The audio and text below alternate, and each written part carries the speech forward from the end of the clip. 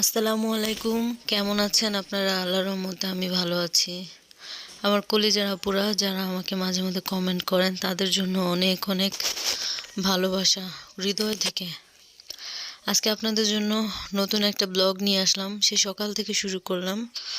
আমার আজকের ব্লগটা শুরু হচ্ছে আমাদের চড়ুই ভাতি দিয়ে। ছোটবেলায় অনেকেই চড়ুই ভাতি খেলেছেন, যাকে অনেকে জোলা ভাতিও বলেন।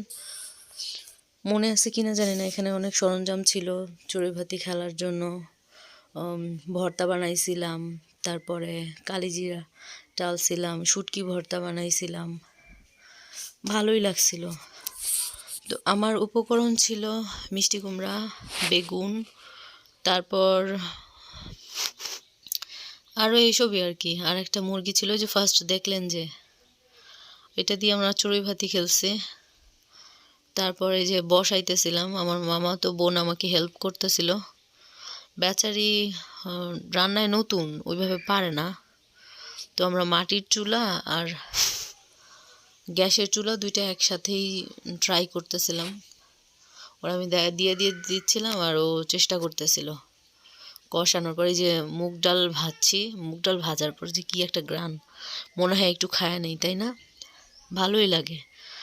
মুগ ডালের একটা রেসিপি আছে, আমি একদিন দেখাবো। অনেক রেসিপি আছে না ভাজা আর কি, ডাল ভাজা বানাবো একদিন।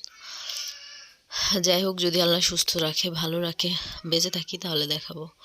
আর এদিকে খিচুড়ির জন্য আমি 2 পদের ডাল, মসুরের ডাল আর মুগ ডাল আর চাল রেডি করে নিতেছিলাম। তারপর মাংস কষানোর পরে ওই মাংসতে দিয়ে দিলাম। খিচুড়ি প্রসেসিং তো আমরা সবাই জানি।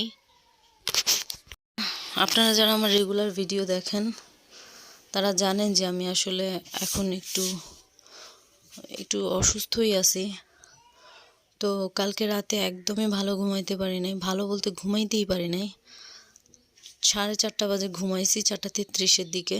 এখন কথা বলতেও কষ্ট হইতেছে। ভাবলাম চালায় যাই, একটা শখের চ্যানেল খুলছি তাই আর কি চেষ্টা।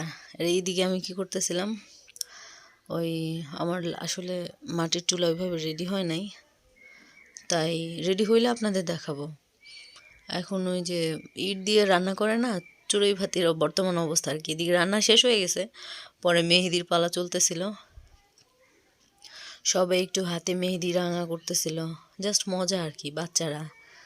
আমার মেয়ে, আমার মামাতো বোন, আমার ছেলে, সবাই হাতে মেহেদি লাগাইছে। একটা সময় আমিও মেহেদি লাগানোর জন্য কেমন করতাম, আর এখন সময়ই পাই না। যাক, তারপরে একটু শাড়ি শুড়ি পরছে। আমি পিঙ্ক কালারের শাড়ি পরছিলাম, ওই যে হলুদের আগের শাড়িগুলো আছে না, ওইটাই। আমার মেয়ে পরছে, সে বাচ্চা মানুষ, বড়দের শাড়ি পরছে, পেঁচা এটা। আমার ছেলে আর এই পাশে আমার মামাতো বোন। আমি ছিলাম, ওরে দেখাই দিতেছিলাম। আর আমার হাজব্যান্ড এই খাবারের শ্যুট নিতেছিল। খাবার দাবার ছিল একদম সিম্পল, খিচুড়ি আর সালাদ ছিল, 2 পদের ভর্তা ছিল। আর এই যে উনি হচ্ছে আমার হাজব্যান্ড, আমার বাচ্চাদের বাবা। যাই হোক, আমরা খাবারটা এনজয় করলাম, ভালোই লাগছিল বহুদিন পরে এইভাবে আর কি। ওই চড়ুই ভাতি কষ্ট হয়েছে অনেক, খিজিবিজি, বা 3:30 বাজে খাইছিলাম আমরা, কিন্তু ভালো লাগছে। মাঝে মধ্যে মনে হয় না যে একটু অন্যরকম কিছু করি, এই সেই চেষ্টা আর কি। তাই অন্যরকমভাবে একটু করলাম।